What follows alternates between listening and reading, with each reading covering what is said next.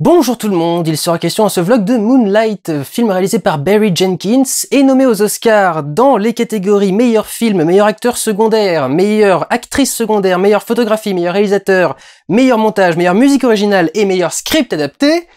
Rien que ça.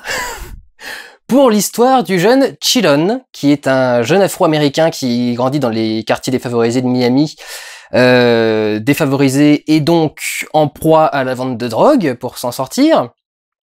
Il va donc devoir s'y construire de ses 6 ans à son âge adulte, sachant qu'il doit, pour se construire, gérer 3 problèmes. D'abord, vu le quartier dans lequel il est, il doit développer une personnalité, essayer d'être fort, viril, et de pouvoir se défendre et de pouvoir s'affirmer. C'est mis à mal par le fait que, dans les choses qu'il doit affirmer, il y a le fait qu'il soit homosexuel. Et c'est encore plus compliqué, sachant que sa mère peut pas vraiment l'aider parce qu'il a une mère à problème. Je vous dis pas exactement quoi parce que les résumés et la bande-annonce n'ont pas dit en quoi et c'est une surprise dans le film. Donc voilà. Mais c'est clair, rien qu'avec ce résumé, que vous avez compris qu'il allait pas avoir une vie facile et que ça allait pas être facile pour lui de savoir s'affirmer et dire qui il est, étant donné tout ce qu'il doit réussir à faire fonctionner et à gérer. Le film est plutôt cool. Ce qu'il a d'original et que j'ai pas vu souvent, et en fait, je suis allé le voir sans savoir du tout de quoi ça allait parler. Je n'avais vu que l'affiche. Je savais pas du tout de quoi ça parlait, j'avais pas vu de bande-annonce, j'avais pas vu de résumé, je n'avais vu que l'affiche, que je trouvais assez jolie. Et je crois que c'est l'esthétisme de l'affiche qui m'a dit non, je veux pas savoir de quoi ça parle, ça a l'air vraiment cool comme ça, enfin juste avec le visuel. Et je veux pas savoir de quoi ça parle. Et en fait, quand le film a commencé, je me suis dit ah tiens, on dirait que ça a parlé d'homosexualité, et je me suis fait la remarque. C'est marrant, mais je crois que c'est la première fois que je vois un film sur l'homosexualité entre 2 Afro-Américains. Et je crois que c'est effectivement la première fois que ça a été traité. Parce que je me souviens d'aucun autre film. Je me souviens de beaucoup de films où il y avait des couples mixtes, mais je me souviens d'aucun film avec un couple d'Afro-Américains étant central à l'histoire. C'est pas comme ça dans le background, hein, mais étant central à l'histoire. Et que l'histoire soit centrée sur cette relation amoureuse, pas forcément le couple, parce qu'ils sont pas forcément un couple pendant tout le film, vous aurez qu'à aller le voir pour savoir comment ça se passe, mais c'était vraiment intéressant de voir ça, parce que je me suis rendu compte qu'effectivement j'avais jamais vu ça, et qu'il y a effectivement tout un tas de problèmes qui se rajoutent quand on est dans ce cas de figure-là, parce que, alors pas pour tous, évidemment, mais beaucoup d'Afro-Américains grandissent dans des conditions assez difficiles, pas forcément pas forcément de la classe moyenne en tout cas, et la classe aisée. Donc forcément, il y en a beaucoup qui se retrouvent dans des quartiers difficiles, dans des conditions difficiles, avec des relations difficiles. Et c'est vrai que du coup, ça donne un sujet en plus, et quelque chose en plus, et de fort à traiter dans ce truc-là. Donc je trouve ça assez intéressant, et c'est plutôt très bien tourné, surtout quand je vois comment ça finit, parce que, étant donné comment ça commençait, je me suis dit que je voyais une fin venir. Et à un moment, j'ai vu, alors le truc, c'est que ça se sépare en 3 périodes. On a le Chiron enfant, Chiron à 16 ans, donc adolescent, et Chiron adulte. Et en fait, quand il est enfant et adolescent, il est tout cuss. il est épais comme ça, quoi. Il est tout petit, tout chétif, etc. Et d'un seul coup, on passe au chapitre 3, où il est adulte. Et là, d'un coup, ça devient une masse. Un truc vraiment énorme. Et c'est ça qui est compliqué à gérer. Parce que, alors, vous n'en aurez probablement pas remarqué, mais si vous tombez un jour sur du porno gay, les Afro-Américains sont pas du tout moins virils dans des pornos gays qu'ailleurs, c'est pas du tout le problème. Le problème, c'est quand t'as un look de gangsta, et de l'autre côté, tu couches avec des mecs, il y a vraiment un équilibre qui est très difficile à gérer. Comment est-ce que t'arrives à faire un mec qui soit assez viril pour être crédible en gangsta, et en même temps assez ouvert sur sa virilité pour pouvoir être homosexuel et accepter d'être homosexuel. C'est un rôle particulièrement compliqué à gérer.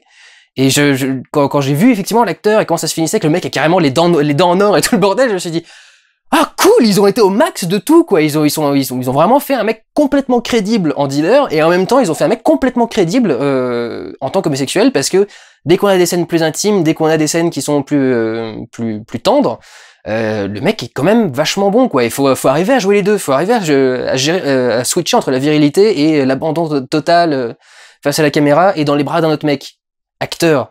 Donc chapeau, enfin vraiment le truc est très bien géré à ce niveau-là et de A à Z. Et le film est vraiment très agréable, plutôt joli. Il y a un travail de beaucoup du... Ça a l'air très à la mode maintenant, mais avec le numérique, c'est devenu tellement plus facile. Mais il y a un travail du plan séquence. Le premier plan du film est un plan séquence.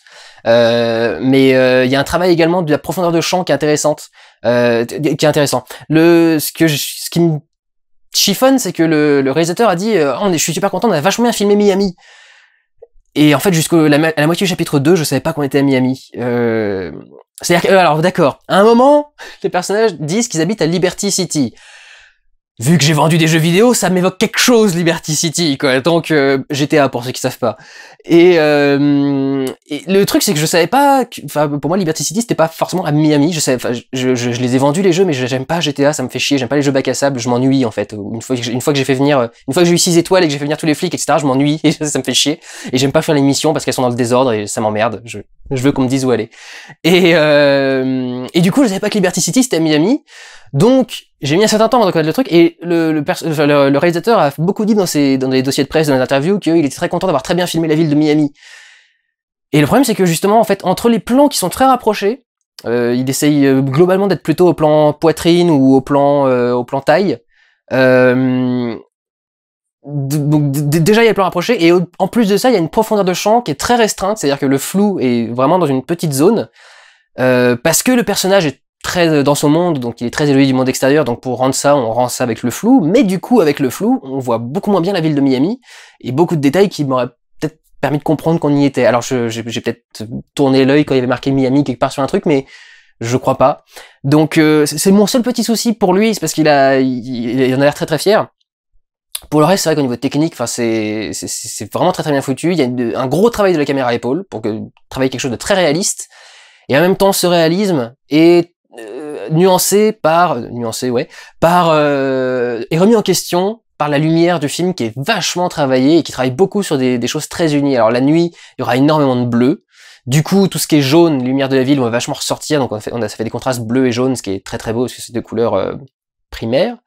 Et du coup, ça fait des rendus d'image intéressants. Mais il y a aussi un travail du vert pour rendre certaines ambiances un peu malsaines, et du pourpre à certains moments, en particulier sur sa mère. Il y a certaines scènes, un plan en particulier qui est vraiment le plan qui revient régulièrement sur sa mère, et qui est souvent traité avec cette lumière violette comme ça, ou pourpre, et c'est très très bizarre esthétiquement, mais ça marche super bien, parce que c'est une scène où, je vous ai dit, c'est une mère à problème, donc c'est une scène où il se passe des problèmes, et cette lumière pourpre violette derrière rend vraiment un truc très très étrange, parce que le rouge évoque la peur, le rouge est angoissant de base, c'est une couleur qui nous prévient, qui nous met en attention, c'est pour ça que les panneaux de signalisation sont en rouge.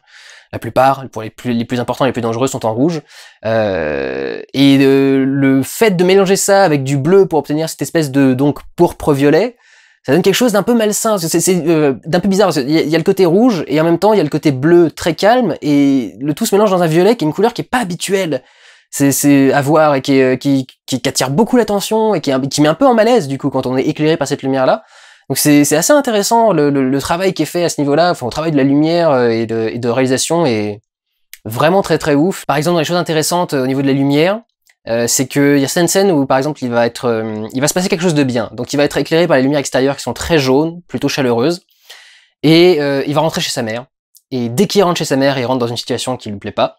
Donc d'un seul coup, on passe de l'extérieur qui est en nuit, il me semble, avec du jaune d'éclairage public pour éclairer, au néon blanc cassé du truc. Il y a plusieurs passages comme ça où vraiment tu te retrouves devant l'écran de cinéma à faire je fonds. Vraiment d'un seul coup t'as une charge de blanc dans la gueule. Enfin c'est violent, quoi, très violent. Mais c'est intéressant du coup de montrer le changement d'ambiance lumineuse pour montrer le changement d'état psychologique du personnage qui est vraiment très bien fait. La façon de porter la caméra, la façon de filmer les choses, la façon d'être proche des personnages, de travailler plutôt dans la longueur pour du coup faire quelque chose de très crédible. Je trouve que ça marche vraiment très très bien, y compris même alors il est nommé au niveau du montage, Oscar du meilleur montage dans les nommés, et je vois pourquoi, parce qu'il y a vachement de décisions qui sont intéressantes. Alors déjà il y a des moments alors c'est très nouvelle vague, mais c'est décaler en fait la voix d'une prise et le cut sur la dite prise.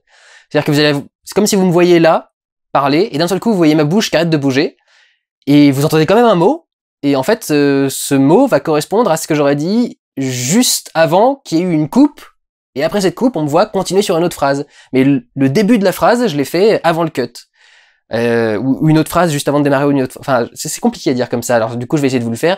Bonjour tout le monde, Et voilà donc ce que ça donne.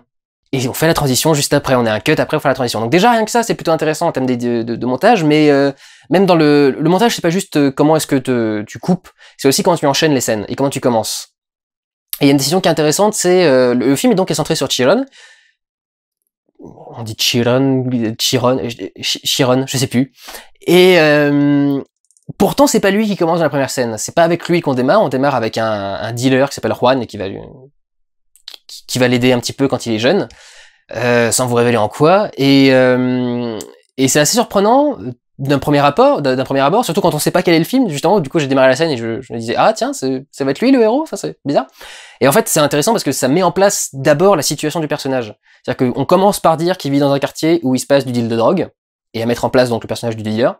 Et ensuite, scène suivante, après ce plan séquence dans la première scène, on a le personnage de Chiron poursuivi par des jeunes qui veulent se battre avec lui, enfin qui veulent le battre parce que les jeunes sont cons. Et du coup, il se fait poursuivre, il se réfugie dans une maison. Et en fait, on a mis en place d'abord dans quelles conditions il vit pour comprendre vraiment dans quel milieu il va évoluer. Et ensuite comprendre pourquoi ça va être compliqué pour lui en plus, parce qu'on se démarre du coup dans un quartier avec des drogués, et après on voit un gamin qui est déjà pas assez fort pour se battre contre 3-4 potes de sa classe, donc évidemment ça va être compliqué pour lui par la suite, quoi. Donc vraiment, c'est vrai que le niveau du montage ça va être assez intéressant. Je sais pas, il a ses chances, je dirais pas pour le meilleur film, peut-être pour les meilleurs acteurs secondaires, acteurs et actrices. Parce que c'est le dealer et la mère, et entre les deux je dirais plus la mère d'ailleurs, je trouve que le rôle développé par la mère est vachement plus intéressant. La photographie, c'est possible, réalisateur c'est possible aussi, mais il y a tellement gros films en compétition que ça m'étonnerait. Mais montage par contre je pense qu'il y a de fortes chances pour qu'il puisse l'avoir. Scénario c'est une adaptation, du coup on verra bien. Et alors la nomination pour la musique originale j'ai du mal à voir, parce que la musique originale, je m'en souviens pas du tout dans ce film. Ce dont je me souviens, c'est des morceaux de musique classique qui sont utilisés, qui là sont vachement intéressants, parce que déjà il y a une utilisation qui est évidente de la musique. C'est-à-dire que j'ai l'impression que les musiques originales ont vraiment été mises pour accompagner l'ambiance de certaines scènes, et du coup c'est pour ça que je vois pas trop où elles sont. En plus apparemment c'est du piano, donc genre, meilleur moyen de faire une soupe qu'on n'entend pas derrière les dialogues, c'est de faire un petit truc au piano qui est discret.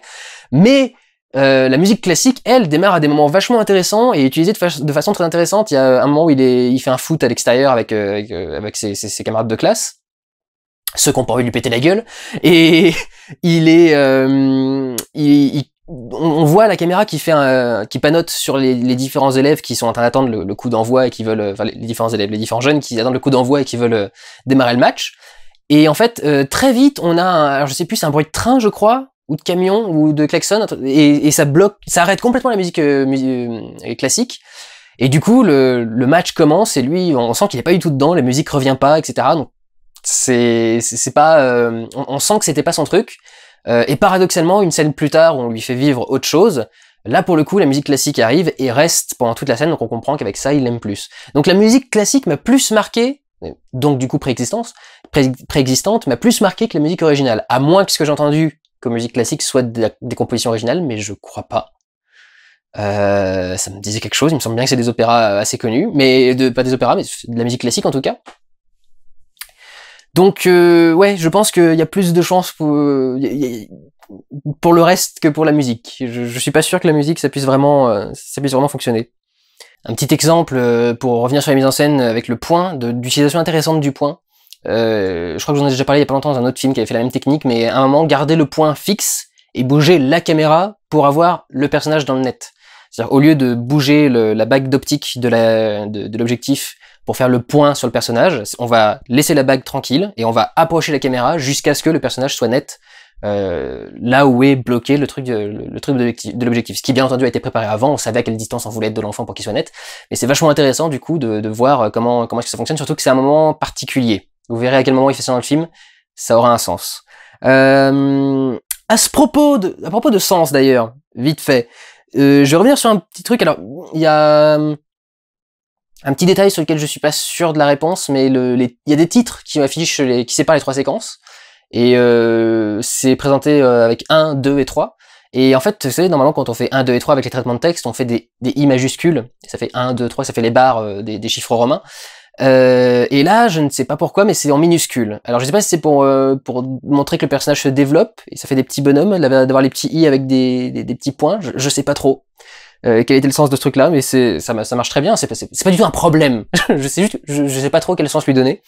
Mais alors, en vrai problème de sens, encore une fois, une traduction qui est assez approximative, et c'est vraiment une question il y a des sens précis qui sont entendus par certaines phrases anglaises, et si vous traduisez pas cette intention, vous traduisez pas la phrase. Le film fait autre chose, et du coup, vous pouvez faire dire autre chose complètement à un film. Alors, la première fois que vous avez parlé de ce genre de problème récemment, c'était avec Alice de l'autre côté du miroir, qui était sorti l'année dernière, je crois.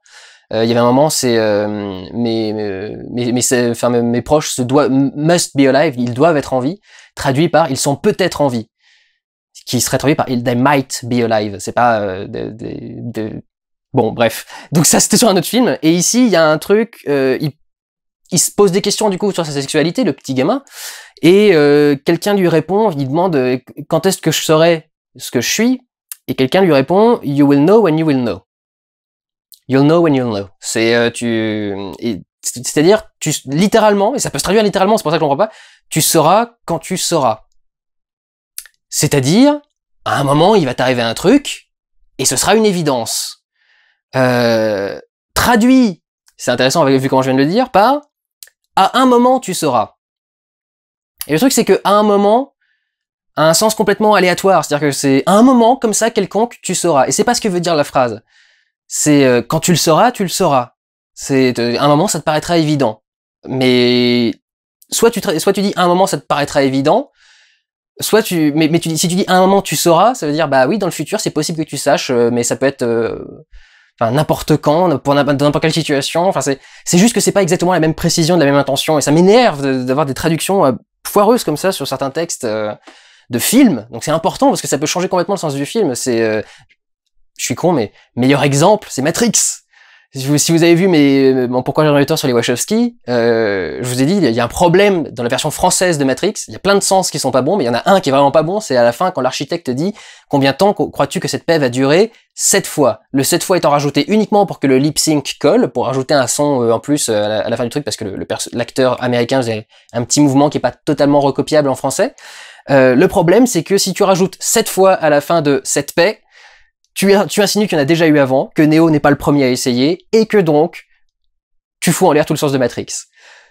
Vous voyez comme c'est con, mais sur un simple petit mot comme ça, on peut se gourer. L'oracle qui dit « j'avais la foi », non, tu y as cru. J'avais la foi, c'est « I had faith ». Là, il dit « I believed », j'y ai cru. Quelque chose qui peut être non religieux, justement. C'est la différence entre croire et avoir la foi. On peut croire en une théorie, mais il faut avoir la foi dans une religion. C'est plus forcément le cas depuis quelques temps. Mais en principe, c'est comme ça que ça fonctionne. Et puis, un petit reproche, c'est que le thème principal du film, au moment où il est énoncé, me semble venir de nulle part. C'est-à-dire que y a ce dealer qui voit régulièrement Chiron débarquer dans sa vie, et à un moment, il l'emmène à la mer. Et ils ont une discussion où le mec lui dit tu sais, j'ai voyagé dans plusieurs endroits et des noirs, il y en a partout dans le monde. On était les premiers à être là, donc il y en a partout dans le monde. Et du coup, il faut que tu découvres qui tu es. Personne d'autre peut le faire à ta place, tu dois découvrir toi qui tu es. Et je trouve qu'à ce moment du film, la question n'est pas encore posée. C'est-à-dire que la question aurait pu se poser soit directement après certaines discussions qui ont eu lieu avant, soit avec d'autres personnages que ce mec-là est très important, donc c'est bien que ça vienne de lui, mais je trouve qu'au moment où ça sort, c'est pas très intéressant, et que la question s'est pas encore posée en ces termes. La question c'est pas encore qu'ils doivent s'affirmer et qu'ils doivent trouver qui il est. La question c'est comment il s'en sort dans sa vie de tous les jours, mais la réponse n'est pas s'affirmer. Affirme-toi. Enfin ça pourrait, mais c'est pas ce qui va régler leur problème de s'affirmer. C'est pas ce qui va régler le problème de sa mère, c'est pas ce qui va régler d'autres choses. Donc, je sais pas. Je trouve que la façon dont c'est amené dans la discussion et dans le film me paraît très étrange. Mais c'est vraiment juste un petit décalage. Mais ça reste le thème du film, donc c'est normal, c'est évident. Mais je sais pas, j'ai l'impression qu'il y avait une scène qui a été coupée avant, ou un truc qui a pas été assez développé juste avant de mettre cette réplique-là. Il y a un truc qui me paraît surprenant. Pour moi, la question est pas encore posée en ces termes-là. Je me fourre peut-être complètement, hein, mais Je me gourre peut-être complètement, mais voilà. Donc vraiment, au final, j'ai bien aimé le film. Je trouve ça vraiment intéressant. C'est donc la première fois que je vois une histoire de couple gay afro-américain. Et vraiment, il me semble que même dans les films gays, ça se fait quasiment jamais. Donc c'est vraiment intéressant d'avoir enfin eu une interprétation de cette vie-là et de ce que ça cause. Et j'ai bien aimé la façon générale du film de vraiment essayer de sortir des clichés en général. C'est-à-dire qu'un dealer est pas forcément une grosse merde et une mère est pas forcément le truc le plus respectable du monde. J'aime bien les films qui osent aller s'aventurer dans certains trucs pas forcément très populaires à la base. Donc voilà, une bonne expérience en ce qui me concerne et je vous encourage plutôt à aller la voir. Prenez soin de vous, allez voir des films. Ciao!